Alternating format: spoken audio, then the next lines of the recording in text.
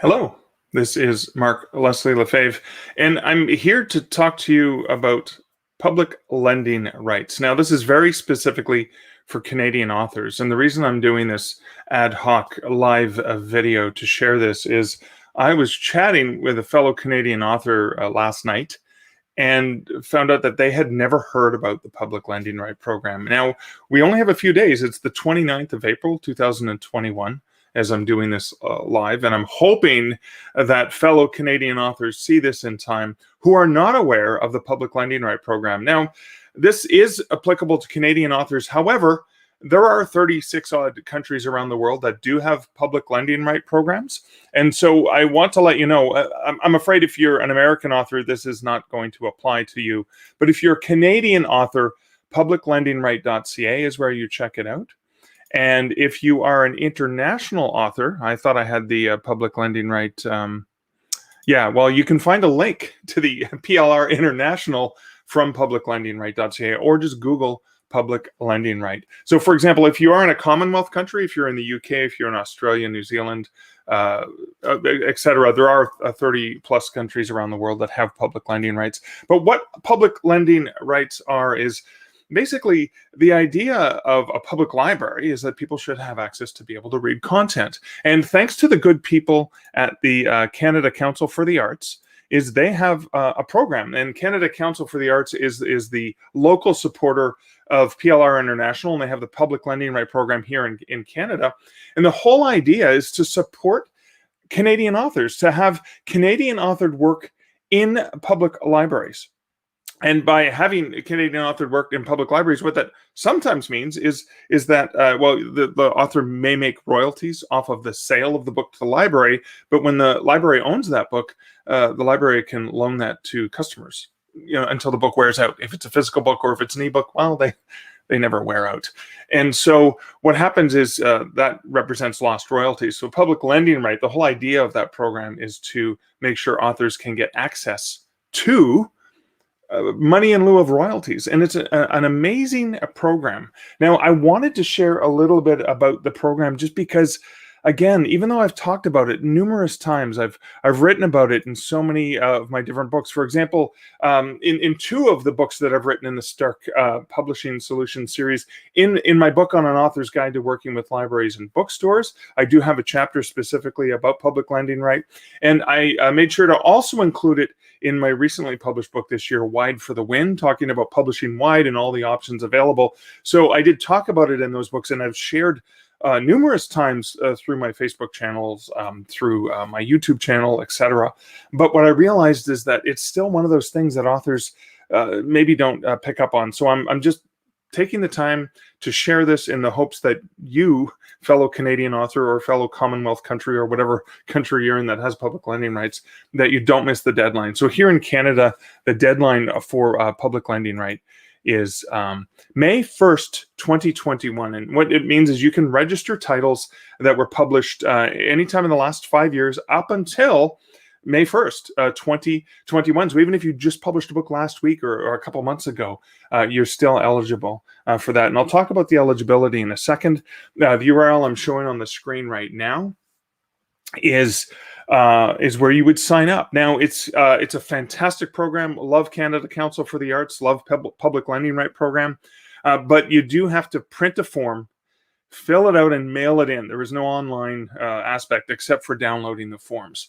And so this is the cool thing about this is whether you are published with a major international publisher, a regional press, an independent publisher, or you're self-published, if you are a Canadian author, you are eligible. And you're eligible to register your print, ebooks, and audiobooks. Now, I'm just going to get into some of the logistics, and I wrote them down because I didn't want to miss out on this. So if you are a Canadian author, basically, or a writer, an editor, a translator, a photographer, an illustrator, or a narrator, and there are some details about that in terms of the percentage of work that is involved in a product, you're eligible in Canada for the public lending right program. This is for a book that has been published in the last 5 years, and it has to have a valid ISBN. Now, the good news is if you're a Canadian author, you don't have to use the dummy ISBNs that are provided if you're self-publishing. CISS, we do actually have access to legitimate ISBNs rather than the dummies, the ASIN from Amazon or the dummy ISBN that Kobo might apply to an ebook. So it has to have a valid ISBN pubbed in the last 5 years. And the book has to be at least 48 pages. Now, if it's a children's book, it can be 24 pages, but for adult books has to be 48 pages length. And the categories or the genres that it can be published in would be fiction, poetry, drama, children's literature, nonfiction, and there's a bit of a disclaimer there, and scholarly. Now, the caveat with nonfiction, and here's a perfect example, is nonfiction you cannot apply with, and I've made this mistake, you cannot apply with how-to or self-help, cookbook, travel guides, manuals, reference, and educational, like textbooks. So you can't apply for those. So for example, and I'll pop these up on the screen again because, hey, why not some self-promotion? I tried to register these books for writers that I published, and unfortunately they're not eligible because they cover as how-to reference books. So they're not eligible. However, interestingly enough, a nonfiction book like this, this is a book from Dundurn, and I'm going to use this as an additional example. This is eligible, book of haunted hospitals that I co-wrote with Rhonda Parrish. Now I'm going to get to co-writing in a second, but a book like this, The Author's Guide to Working with Libraries and Bookstores, not eligible. So if you're a nonfiction writer, just be careful about that. If it's a self-help how-to guide, it's not going to work. Now, the way that it works, and this is for audiobooks or for co-authored books like this one that I co-authored with Rhonda Parrish, is I wrote 50% of it, so I'm eligible for 50%. Rhonda's eligible for the other 50%. We both have to apply independently, but we can do that. I released a book last year with Sean Costello and Scott Overton, so we're each eligible because there's 3 of us in there for a 33% cut. And I do know that some libraries actually have strange Sudbury stories. So that would be a book where I'm eligible for 33%. So is Sean, so is Scott. Same thing, Rhonda and I are eligible for 50-50. I've co-authored with Shana Krishnasamy, Macabre Montreal. We're each eligible for 50-50.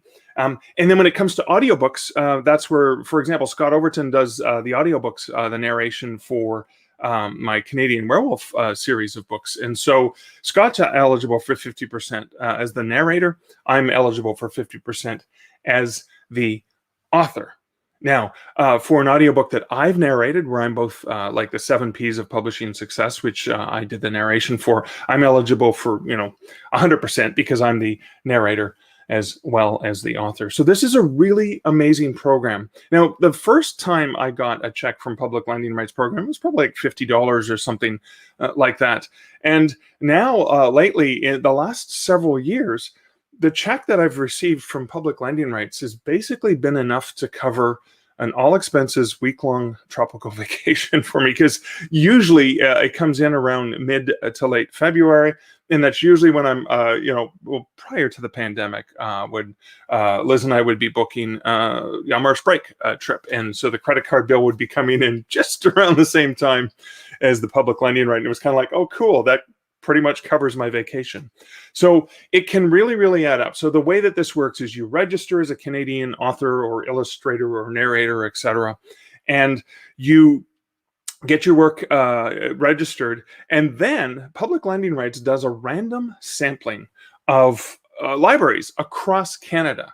And whenever they find a print copy, ebook copy, or audiobook copy of your book, depending on how long ago it was published, because I do actually have books that were published that go back to, let me take a look at my latest report here, that go back to 2004. 2004.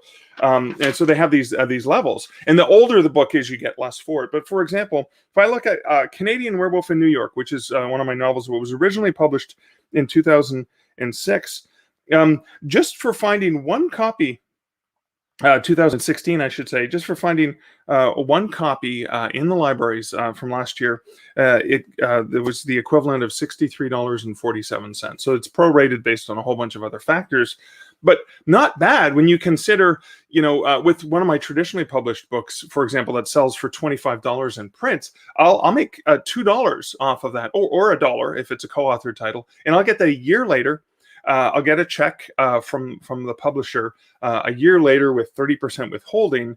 But for that very same book, if it was found in a library, I may make upwards of $60 or $35 if it's an older book. So the public lending right program can really add up as an author. Now, there is a cap for authors. I haven't yet hit my cap, but it's a really exciting program because, like I said, just by finding one single copy of Canadian Werewolf, I think last year they found a single copy of that in a library somewhere in Canada. Now, I don't know if it was the ebook. I don't know if it was the print book. They do, on the report that they mail you with the check every year, is they will tell you if it's audio or book. And I'm not sure, when they say book, they don't know if they just say, well, if we find for example, and it maxes out at 8. So, for example, they found 8 copies of Haunted Hospitals in libraries across Canada. They found 8 copies of Creepy Capital, my book of ghost stories about Ottawa. They found 3 copies of Haunted Hamilton, Spooky Sudbury. They found 4 copies of that. And Macabre Montreal, they found 8 copies of that. So I'm not sure if they found like an ebook and a print book. I'm not sure how that worked. But a great program, really, really worthwhile for authors. And I'm going to pop up the URL for you Canadian authors there. Again, from publiclendingright.ca, you can find a link to PLR International if you're an international author. But I really just wanted to put this out there because I keep encountering authors who have never heard of this program. Now, one of my publishers, Dundurn, fortunately, just a couple days ago, sent out a reminder. They sent out these emails to their authors and say, hey, you should register for this. The deadline is, you got to get it postmarked by May 1st, 2021. And good on Dundurn for reminding their authors about this program. But this is just something authors are just not aware of. And I really wanted to make sure, again, whether you're traditionally published, whether you're self-published, you can register as a Canadian author for public lending rights. And your deadline is to get this in the mail postmarked by May 1st, 2021, and not miss out on this amazing opportunity, thanks to the good people at Public Lending Right International, as well as Canada Council for the Arts. So again, this is Mark Leslie, just with a reminder of the importance of Public Lending Right program. Again, publiclendingright.ca. You can also just use the handy Google and check that out. So good luck to you in your author and writer journey. And I'm gonna sign off with the old Stark Publishing video kind of thing. Have a great day.